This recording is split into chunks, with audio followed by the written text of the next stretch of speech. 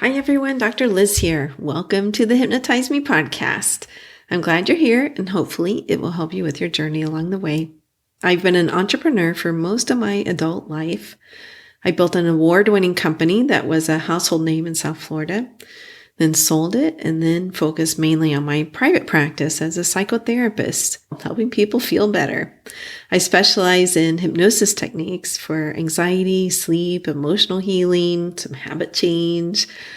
All of my experience gives you a unique perspective. If you'd like to support the podcast, you can buy me a coffee at buymeacoffee.com/Dr. Liz Bonet, Bonet. Another way is to buy one of the downloads that I have for sale on my website, drlizhypnosis.com, DRLIZ hypnosis.com. I only have a couple up there, but they're really good ones. They've stood the test of time. And if you're looking for some free downloads, subscribe to the newsletter. And you'll get free hypnosis downloads to reduce anxiety and to increase emotional stability. You can listen to those immediately. Start helping yourself today. But listen to this episode first before you do that. Another way to support the podcast is to rate and review it on iTunes or Spotify or wherever it is you're listening to it. That always helps me get found by people, which helps me help more people. So you're going to help me help more people. I'm going to wrap this up. Enjoy the episode, and I hope to see you back here soon.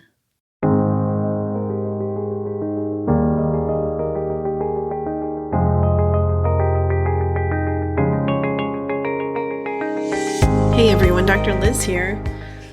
I just wanted to give an update episode. I do these from time to time for people who listen to the podcast over years, who I occasionally hear from. And so they often want to know, what's going on in my life? What's going to come up in the new season of the podcast too? So this is technically the first episode of the 10th season, going into 10 years of podcasting. And when I started podcasting, I didn't even know if I would make it a year. I thought I'd make it 10 episodes, but I really didn't know if I'd make it a whole year. It's sort of funny because I've written a newsletter for over 20 years now, and I've had websites for 20 plus years, and I do blog posting, and I did YouTube videos, one a week for over a year at one point, and then they dropped down to twice a month or something like that. So I know I can do long-term marketing, but still, when I started podcasting, I thought, okay, maybe I'll make it a year. Maybe I'll make it 10 episodes. Let's see where this goes. And here we are going into 10 years. And this will be number 332 in terms of episodes. That's a lot of episodes. It's a lot of interviews. It's a lot of sharing, trying to help people with different concepts that I learn along the way.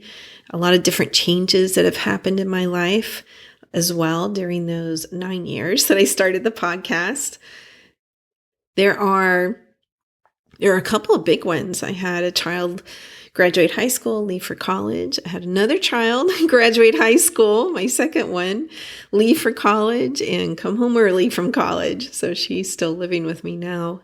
Probably the biggest change is that I got remarried. That's a huge, huge change in someone's life. And that was 2018. And then another huge change is that I moved cities. So some people move a lot. They don't consider it a big change. They move every couple of years. But for me, it was a huge change. I owned that house for 10 years. I had been in South Florida for 30 years. And to move out of South Florida into North Florida, Jacksonville, Florida, was a huge, huge change, and to sell my home. I really loved that home. I was thinking the other day, will I ever have my dream home? Because right now I'm in a rental and I'm looking to probably buy in the area in Jacksonville and just looking at houses, and none of them really look like my dream home. And then I thought, oh my God, I've already had my dream home. I've had it. It was in South Florida.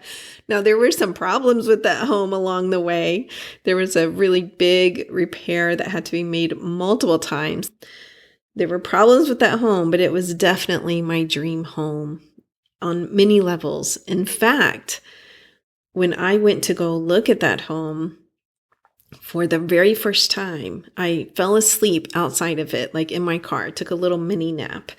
And I don't know if I've talked about this on the podcast, that I am like a power napper. I can do 12 minutes, set my timer for 12 minutes, take a 12-minute nap, and be ready to go for the rest of the day. Often, okay, that's like hits in the afternoon, my 12-minute naps. Sometimes they're a little bit longer if I have a little more time. Sometimes they're not. I'll set a timer for 20 minutes and wake up on the dot at like 11 minutes, 30 seconds. Okay. They're very brief. They're very restorative.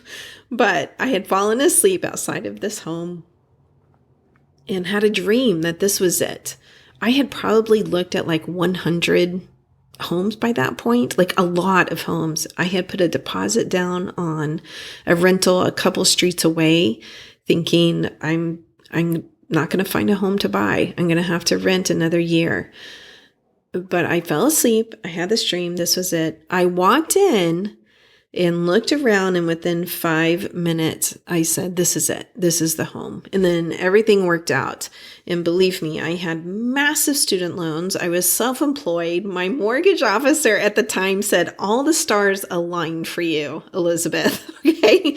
Like my student loans at the time had to be in deferment, which they went into deferment for like a brief period right around then, or else I would not have qualified for the loan, like all these different things, but it all lined up. So the other day, just dreaming a little, thinking, am I ever going to find my dream home? And it hit me, oh, you already have, sweet pea, you already have. Okay. Like, okay. Will I find another home in Jacksonville that I will like? Hopefully. Now I'm looking for my dream kitchen. Okay. I will say my dream home in South Florida did not have a dream kitchen. So now the focus is more on a dream kitchen. We always got to have some problem to focus on, right? But that's a major, major thing that's happened in the 9 years previous that I've run the podcast. I sold my home and moved to a new city. And it's been rough. This year has been really, really tough emotionally. It is different talking to your friends on the phone versus seeing them in person. It is different running a practice online versus seeing people in person. I had a hybrid practice before where I see people all over the world, really. But I also had people in person that I saw in South Florida in my office. And I really like that model a whole lot versus only seeing people online. There is something about in person that happens. And my best friend said to me the other day, she's like, yeah, we didn't bond with our mothers over Zoom. I thought that was hilarious. It's like, that's so true. We didn't bond with our mothers over Zoom. We bonded with them in person. Hopefully, if you bonded with your mother. So there is something about that for me is very satisfying. Still love my online clients, not saying that. Like 99% of my clients wanted to stay with me online versus finding someone in person in South Florida. And some of them I still see. There's a good percent of my practice that we consider long-term clients in the field where they are coming in for more depth work. They are really looking at things from different angles on an ongoing basis. That's not the like 4 to 8 sessions that someone's coming in to conquer a phobia, let's say, or 2 to 3 months to do deeper core healing hypnosis, where they feel like they're like so wiping out some beliefs, changing some beliefs that haven't really been serving them in their life. These are more longer term clients who want to process what's going on in their life on a weekly or a semi-weekly basis, let's say.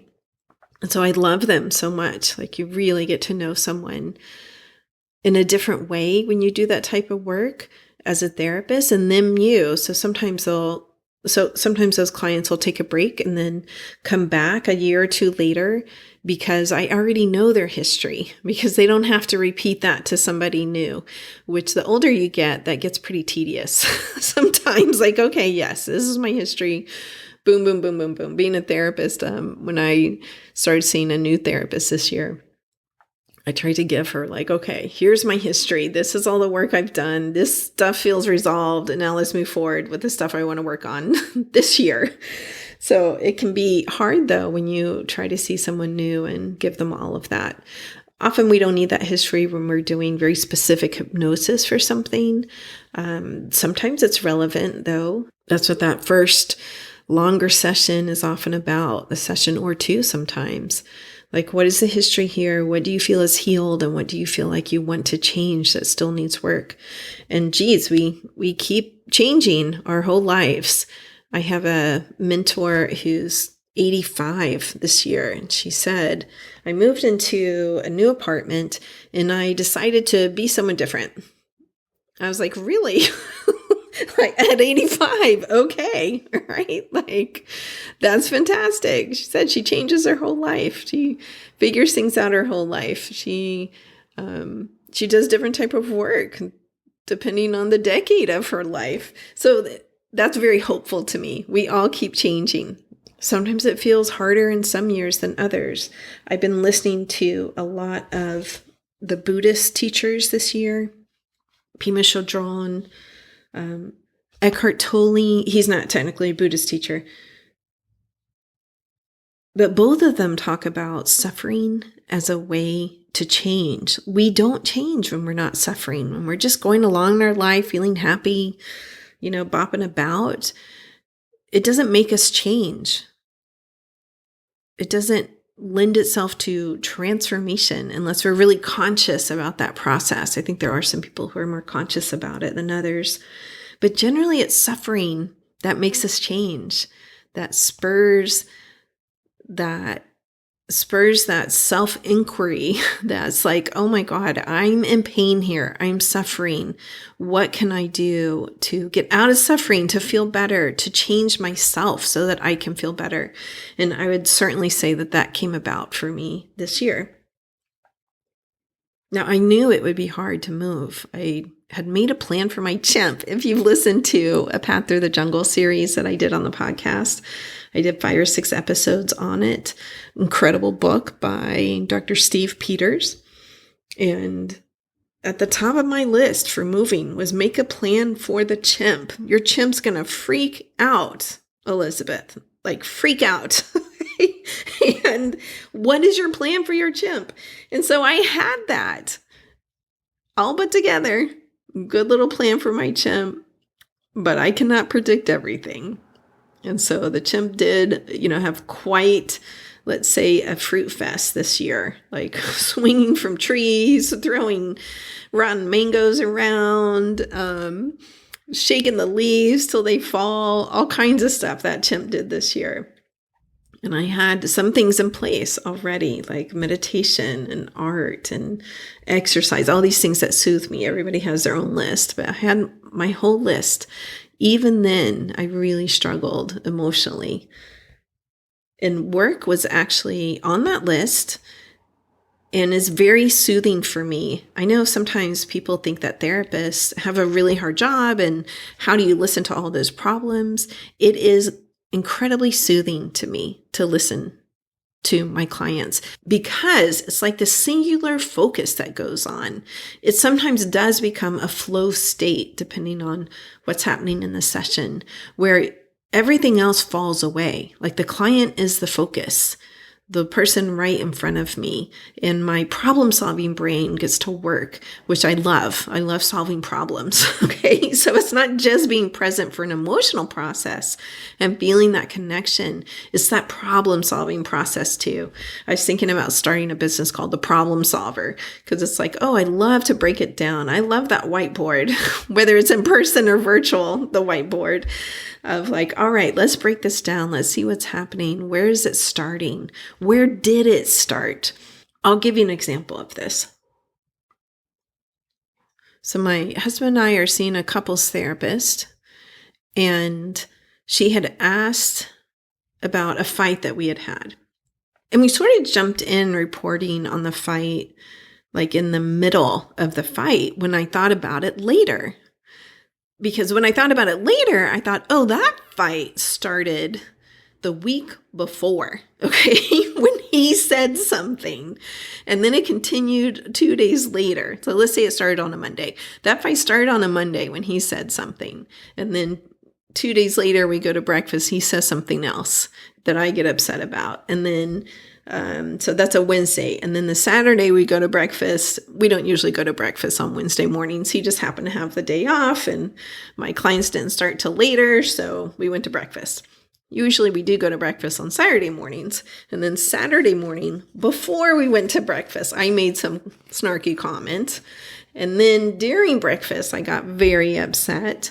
I said, I'm going to calm myself down. Can I have the keys to the car? I'm going to just go sit in the car.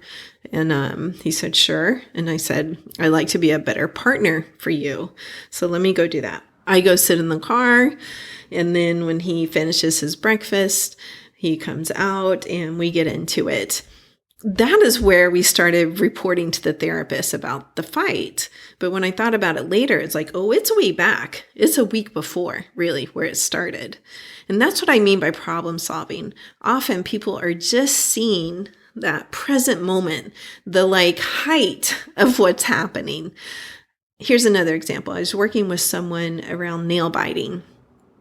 And so he said, well, yeah, it's often, when I watch TV, I get bored or something and it just starts.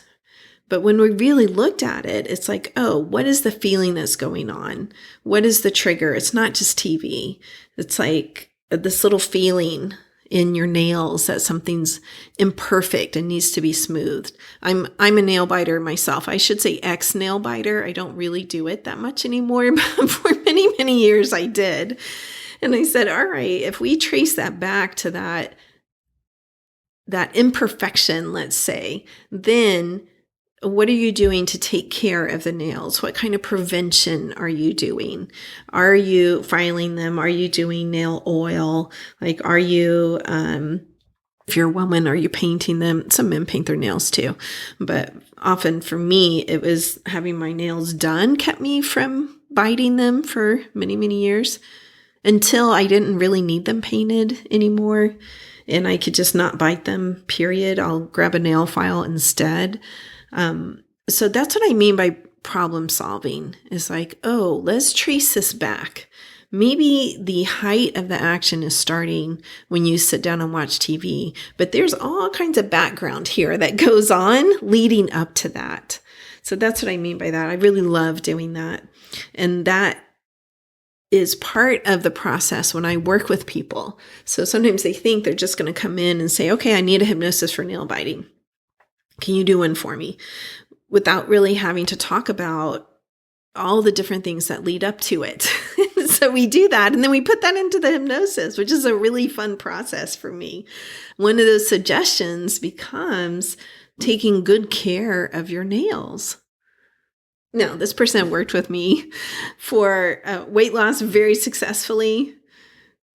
And so he already knew my process at that point, but sometimes when someone's just coming in for that first session, they don't always know that. But that becomes a flow state for me. That was actually part of my gym plan, to get back to the point of, all right, what's going to help me feel better? Because I know some of this move is going to feel shitty. It's not going to feel like, oh my God, I escaped South Florida and now I'm super happy.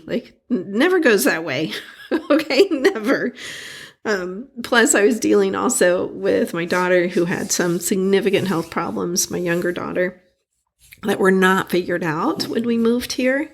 But that has been another big change too, as she finally got a diagnosis of central sensitization syndrome from the Mayo Clinic, which happens to be in Jacksonville. I actually believe that that's the reason I ended up in Jacksonville, is so that she could get the help that she needed and also so that she could go to college here. She's living at home and going to University of North Florida. I don't really think it was because of me. It wasn't my first choice of city. There was all kinds of circumstances that led to being here. But it's not like a beautiful city, charming city. Nothing charming about Jacksonville. Okay. You can find some charming parts of it. The beach, the pines. I'm enjoying the cooler weather. The coffee shops here. They have lots of independent coffee shops, which is pretty cool. So you can find some good things about Jacksonville, but I still wouldn't call it charming. And originally I really wanted a city with some charm to it, but not my fate. So that's more of an update about me. I'm going to be here. I'm living in Jacksonville probably the next 5 years, if not longer. Okay. What's coming up for you on the podcast? Well, I realized we only did one free hypnosis last year. And it wasn't even really a full hypnosis. It was helpful autopilots, which are not hypnosis. So usually I do 2 or 3 free hypnosis on the podcast a year. So by now I have like 15 or 20 of them that you could go back and access. If you search free on my website, they'll pop up, drlizhypnosis.com. Or if you want to search in your podcast player on my podcast, they should pop up, but who knows? Sometimes they get glitchy. But I do want to do 3 this year. I definitely want to do one for like beautiful or positive dreams. That one sounds awesome to me. Maybe I'll do one about confidence. That one may be free, or I may put it in my paid collection that you can pay for and download. Those are like studio recorded. They're not recorded at home. So that's why I charge for them. I have to pay for that studio time and the editing and that type of thing. Maybe I'll do one for work stress. You tell me though. Please send me your ideas. What would you like to hear for free hypnosis? What kind of problem would you like solved with hypnosis? Email me, drliz, DRLIZ, at drlizhypnosis.com, and let me know. There's also a new intro and outro, if you've noticed. So my 19-year-old and I were listening in the car the other day to one of my episodes, and we both started laughing because I sounded like I was like 15 years old. Okay, like my voice from a couple of years ago sounds younger than it does now because our voices age with us. And so I recorded a new intro and outro. There's also Buy Me a Cup of Coffee, so you can donate to the podcast if you want. I have never gotten a sponsor. Various reasons. 1, they're hard to get, to tell you the truth. And 2, it's like, it's okay. This really is an act of service for me. And I like educating people. I like learning. I get to read free books. So people send me books to read. And then I decide whether I want to interview them on the podcast. That's awesome. All of those are great benefits that outweigh stopping the podcast just because I don't have a sponsor. But Buy Me a Cup of Coffee is new, and that's a way, if you want to contribute, you can, to keep the podcast going. There's going to be interviews coming up this year. I already have some banked, let's say, that need to air.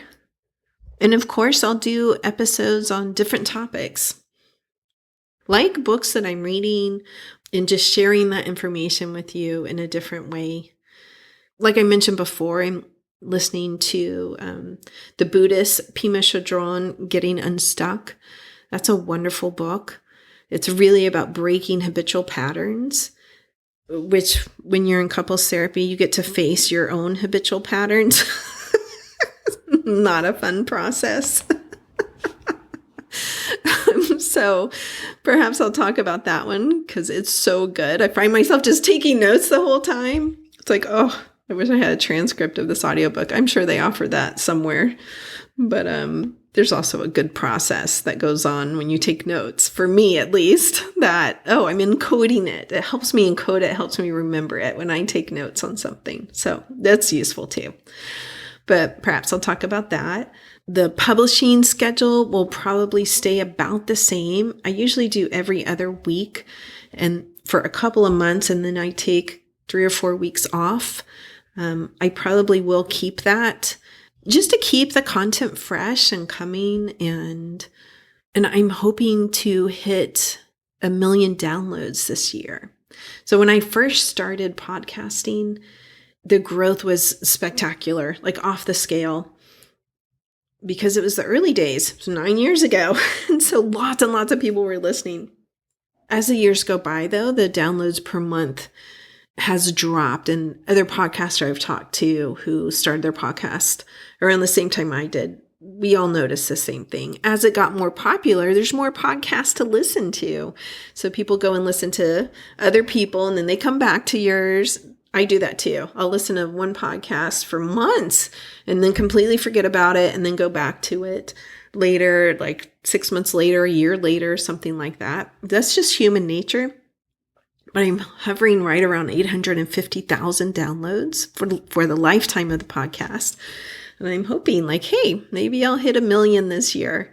Maybe then I'll stop podcasting once I hit 1 million downloads. Who knows? Maybe that'll inspire me to keep going. I don't know. The newsletter will keep going this year as well. If you're not subscribed to that, you can do that over at my website, drlizhypnosis.com. And I like to give really helpful content on the newsletter, not just list my podcast episodes. Some newsletters I get do that. It's like, oh, okay, here's what to listen to. I like to put some helpful tips right in the newsletter. The newsletter will keep going. And then I'm always open to new ideas. I may run another survey this year. I haven't done one in a couple of years. I like to know who's listening. Like, what's the age range that most people that are listening to my podcast? I know it's aged with time. Like as I get older, my age range gets older as well. But what do you want to listen to? Who is that? What do you find helpful? I really love surveys like that, data, so that I can orient the podcast towards it. So that's all coming up for you. So right here, I'm going to thank you again for being listeners. If you've listened this long to the updates, I really appreciate you over time. I love getting emails from you. Some of you become clients. I absolutely love when that happens as well. So I appreciate every single download, every single listen, everyone who contacts me, free consultation, whether they become a client or not. And I really hope that you are healthy and safe. Peace.